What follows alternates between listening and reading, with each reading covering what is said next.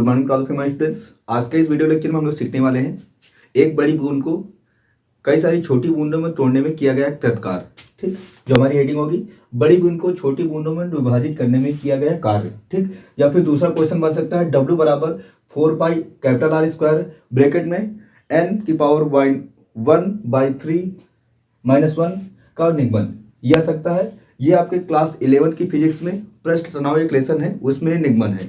ठीक, तो इसी को आज हम लोग करने वाले हैं। तो इसके लिए सबसे पहले हमको समझना पड़ेगा इसका कॉन्सेप्ट क्या है। इसमें एक बड़ी सी बूंद होती है, उस बड़ी सी बूंद को तोड़ के हमको कई सारी बूंदें बनानी होती है। ठीक, जैसे मैं यहाँ पे थोड़ा समझा देता हूँ। जैसे मान लो कई सारी बड़ी बूंद है और इस बड़ी बूंद को तोड़ के छोटी छोटी बूंदों में विभाजित करना है।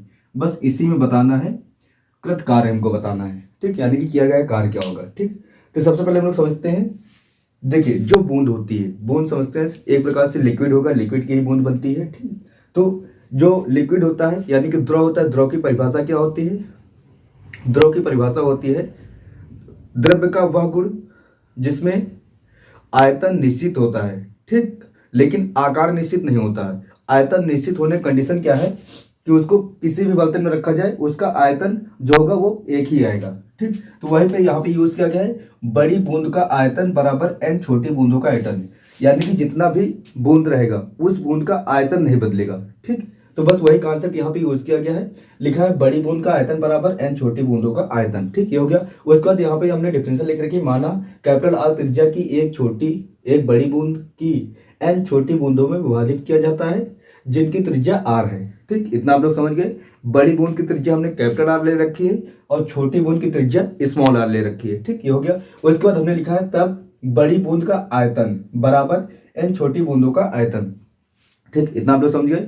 और आप लोग जानते होंगे बूंद किस प्रकार होती है, गोल आयतन में होती है, यानी कि गोलाकार होती है। तो गोले का आयतन क्या सूत्र होता है, क्या है?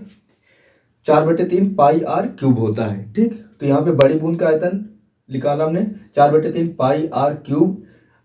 कैपिटल R इसलिए किया क्योंकि यहाँ जो बड़ी बूंद है, बड़ी बूंद की त्रिज्या हमने r ले रखी है। ठीक, और यहाँ पे हमने लिख रखा है n लिख रखा है। उसका छोटी बूंद का आयतन क्या हो जाएगा, 4/3 पाई r क्यूब कर दिया। ठीक, इतना करेंगे और यहाँ से 4/3 पाई से 4/3 पाई हमने काट दिया, तो बचा कितना हमारा r क्यूब बराबर nr क्यूब। इतना हो गया। जब इसको हम लोग सॉल्व करेंगे, सॉल्व करने के बाद आप लोग यहाँ से nr स्क्वायर की वैल्यू निकाल सकते हैं। nr स्क्वायर बराबर हो जाएगा n की पावर 1/3 r की पावर स्क्वायर। ठीक, इतना हो जाएगा। ठीक, अगर नहीं निकला मैं बता देता हूँ। यहाँ पर आपको क्या करना है, सबसे पहले देख सकते हैं दोनों को क्या इनका घनमूल कर लेना है। घनमूल करेंगे तो स्मॉल r बराबर आ जाएगा आपके r/n की पावर माइनस n की पावर 1/3 आ जाएगा। ठीक, r की वैल्यू निकाल लेंगे। उसका फिर nr स्क्वायर निकालना होगा, तो वहाँ पे r की वैल्यू रख देंगे, तो आपकी ये इक्वेशन बन जाएगी। ठीक, सिंपल सा आप लोग कर लेंगे। अगर नहीं कर पाते तो आप लोग कमेंट कीजिए, मैं बता देता हूँ। ठीक, उसको क्या करेंगे, लिखा हमने तथा बड़ी बूंद का क्षेत्रफल। अब जो बड़ी बूंद होती है, जो गोला होता है, गोले के क्षेत्रफल का सूत्र क्या होता है, 4πr²। ठीक, हमने कैपिटल R स्क्वायर कर दिया और जो n है यानी कि छोटी बूंदे हैं उनका क्षेत्रफल निकाल लिया। n छोटी बूंदों का क्षेत्रफल हमने a' से व्यक्त किया है, यहाँ पे लिखा है nr 4πr²। इतना हो गया। उसको देखा होगा जब भी हम लोग बूंदों को तोड़ेंगे तो उसमें क्षेत्रफल में परिवर्तन आएगा, तो वो हमने क्षेत्रफल में परिवर्तन निकाल लिया। ठीक, जो हमने पहले बूंदें बना रखी हैं छोटी छोटी, उनका आयतन और क्षेत्रफल, और जो हमारी पहली बूंद थी, बड़ी बूंद थी, उसका क्षेत्रफल हमने माइनस कर दिया। जब इसको हमने यहाँ पे पूरा कैलकुलेट किया, यहाँ पे आ गया a' की वैल्यू होती है n 4πr² minus 4πr² capital R square, ये हमारी बड़ी बूंद का है। और यहाँ से हमने कॉमन कर लिया और यहाँ पे देखिए जो nr स्क्वायर बच रहा है, nr स्क्वायर जब हमने कॉमन किया, वो सॉरी 4π कॉमन किया तो अंदर बच गया nr स्क्वायर, और nr स्क्वायर की वैल्यू यहाँ से हमने रख दी n की पावर 1/3 r² माइनस का कैपिटल R स्क्वायर। ठीक, ये हो गया। उसके बाद हमने यहाँ से r स्क्वायर दोनों में है तो r स्क्वायर भी हमने बाहर कर दिया। डेल्टा a बराबर हो गया 4πr² ब्रैकेट में n 1/3 माइनस का 1। इतना हो गया।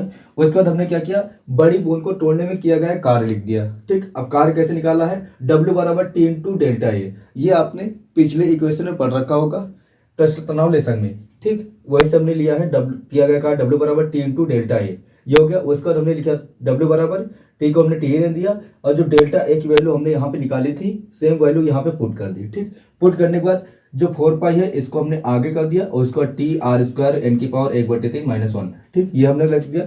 यदि अब उसके बाद लिखा हमने यदि साबुन का बुलबुला है। अब आप लोग जानते होंगे कंडीशन होती है, यदि साबुन का बुलबुला होता है तो उसके दो मुख्य पृष्ठ होते हैं। ठीक, दो मुख्य पृष्ठ होने के बाद जो इसका कार्य होगा, कार्य डबल हो जाएगा, यानी कि कार्य डब्ल्यू बराबर डब्ल्यू डैश बराबर हो जाएगा 2W। और इसका जब हमने यहाँ पे डब्ल्यू की वैल्यू रखेंगे तो कितना हो जाएगा, 4 दूनी 8 हो जाएगा, pi T R square times n की पावर 1/3 -1। ये आपका आ गया बड़ी बूंद को छोटी बूंद तोड़ने में किया गया कार्य। ठीक, अगर आप लोग को कोई भी इसमें प्रॉब्लम होती है तो आप लोग कमेंट कीजिए, कमेंट के माध्यम से आपको मैं सारी चीज़ फिर से एक्सप्लेन कर दूंगा। Thanks for watching this video.